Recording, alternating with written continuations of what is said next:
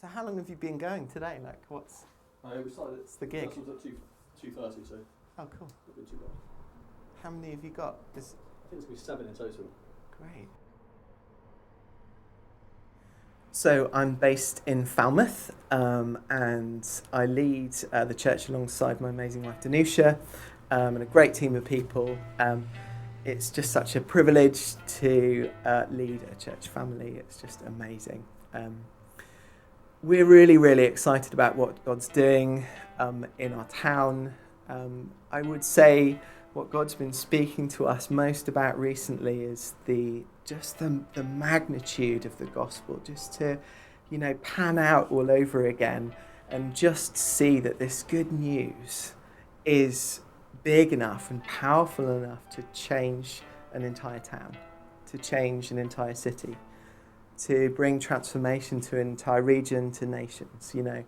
When Jesus, some of his last words were go and disciple nations. That's what he had in mind, and that's what he paid for. So we're excited that this good news we get to share. But actually, when we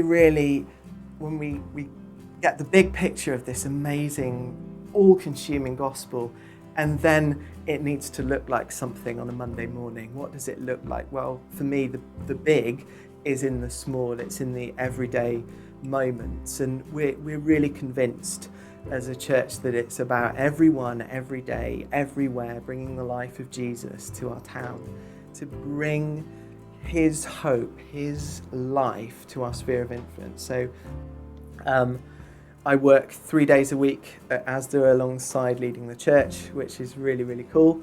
And I work alongside some amazing people, most of whom don't know Jesus.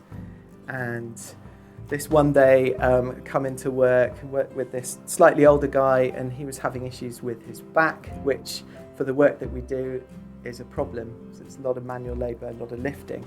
So I just said to him, you know that I'm a Christian, can I pray for you? And he said, okay, go for it. I said, no, can I pray for you right now? He said, yeah, okay. So I just tried to think, what's this going to look like? I don't want to make him feel too uncomfortable, but this is going to be a supernatural moment. What's this going to look like? So I was just thinking to myself, okay, well, Jesus did healing in lots of different ways, and he just used his authority. So, I've got that authority, and I'll just do it in a way that's as natural as possible for him to engage with. So I just said, you just stand there, I'll stand here. You can keep your eyes open, but I'm going to pray for you. Is that okay? So I invited the presence of God to come, and I prayed a really simple prayer. I just said, Jesus, thank you so much that you love this man, that you really care for him. Would you show him your love right now? And then I just spoke with authority to his back and the pain. So I just said, back pain be gone in Jesus' name. Something simple like that. And almost as soon as I'd finished the prayer, just the air went blue with expletives, and just as a reaction to the fact that his back had just got healed. And so it was just an incredible opportunity to share just the love of Jesus in that moment. He just said, what did you do? And I said, it wasn't me, it's God. I invited him to show him that he loves you, and that's what he's like. He loves you. And it was just such an incredible thing just to speak into that, and just to get him to know that there's this God that really loves him, not an angry guy with a beard on a cloud pointing at him, but actually, just this incredible God that loves so extravagantly and abundantly. So it's moments like that, everyday, ordinary moments that become extraordinary as we invite Jesus into them. And that's what we really want as a church family to get as a congregation, so that we can really share this good news in our everyday moments.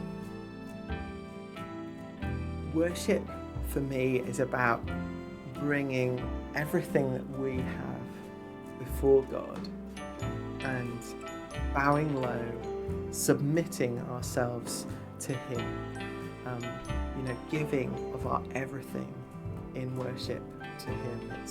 It's a lifestyle of doing that continually. And for me, Romans 12, submit yourselves, submit your bodies as living sacrifices, holy and pleasing to God. This is your spiritual act of worship. Like, that's the purity of worship. And as we bow ourselves low, the Old Testament word for that is barak. They would bow low before God, submit themselves to Him. As we do that, sacrifice always brings the presence of God, that sweet presence of God, and we submit ourselves in order that His presence might just flow through us. That it's not about us, but it's about Him. All of us covered with all of Him. And that for me is what worship is. And oftentimes as we sing, we start to engage in that more. We sort of intentionally engage ourselves in submitting ourselves to God all over again. It's a continual thing.